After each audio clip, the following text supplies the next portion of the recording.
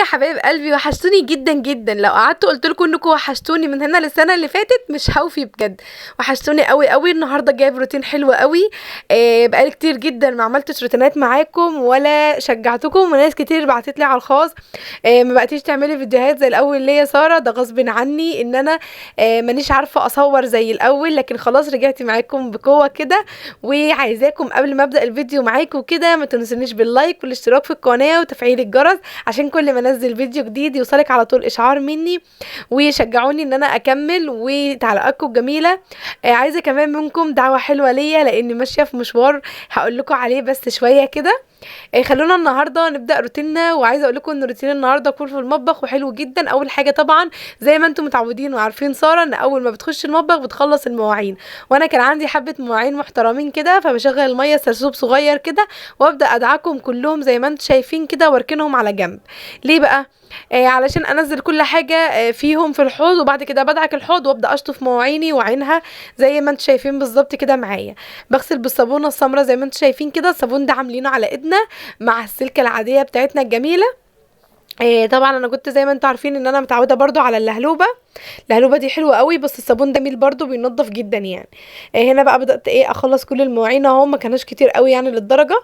عايزه اقول لكم ان لسه في ورايا اصلا على البوتاجاز مكان الاكل، بس انا بقول اخلص اللي قدامي الاول وبعد كده اجيبهم علشان احس ان انا او خلصت اللي قدامي فمش باقي كتير. فاهمني؟ فبحب ان انا اعمل كده. قولوا لي لو انت بتحبي كده في التعليقات. هنا بقى عايزه اقول لكم ان انا هعمل معاكم اكله حلوه قوي النهارده، ناس كتير بتحبها وناس كتير كمان ما بتحبهاش. وهعمل معاكم حلو برضو جميل قوي اللي هو الكريم كراميل بطريقه حلوه قوي وسهل جدا.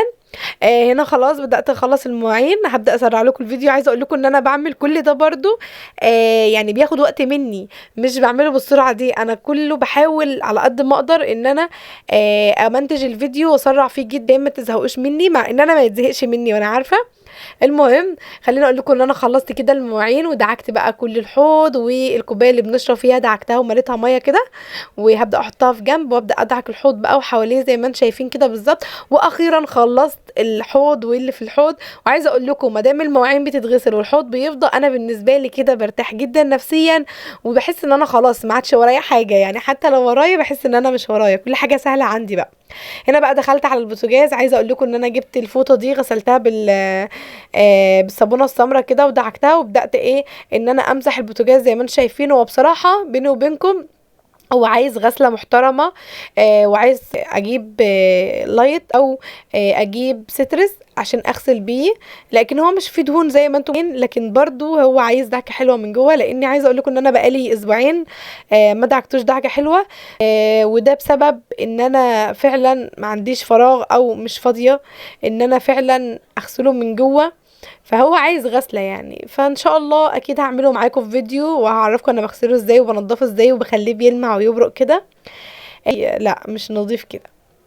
هنا على الرخامه بقى جبت زي ما شايفين كده نفس الفوطه غسلتها كويس جدا، وبدات ان انا المع الرخامه. الورق ده يا جماعه بيقعد كتير جدا. عايزه اقول لكم ان الناس سالتني كتير قوي وبتحسبوه ان هو الرخامه، لا ده عايزه اقول لكم ان هو حلو قوي ونضيف. يعني انا كنت جايباه البقره على بعضها ب50.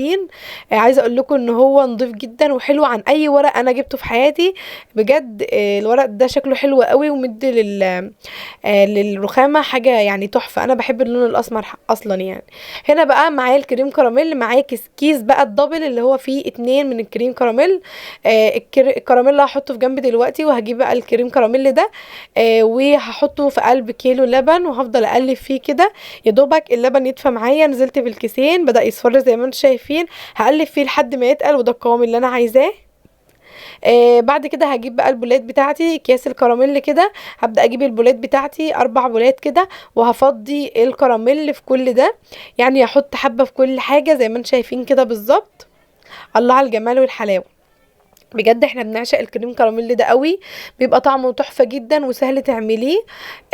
ويعني حالة حلو يعني لاولادك وكده هيحبوه جدا. هنا بعد ما فضيت الكراميل كله في الاطباق زي ما انتم شايفين كده بالشكل ده.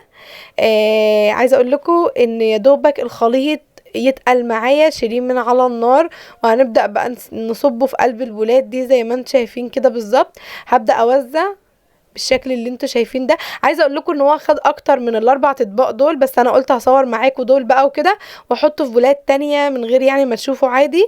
بس يعني هي دي طريقته سهله قوي وبسيطه جدا وبتعمل في ثواني. وعايزه اقول لكم ان هو ما بياخدش حاجه في التلاجة، بياخد حوالي ساعه واحده وبيجمد معاكي وتقلبيه وتاكلي احلى كريم كراميل.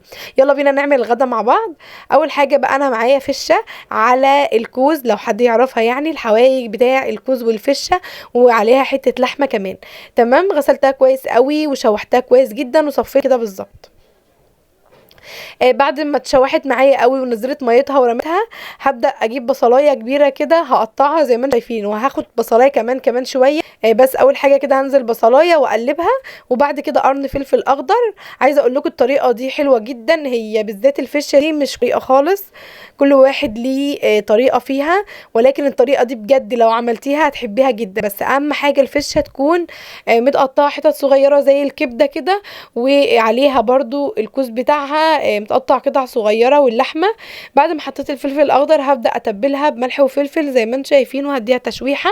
بعد ما تبلتها هنزل بكميه طماطم محترمه، هتقطعي كميه طماطم كويسه جدا عليها زي ما انت شايفه.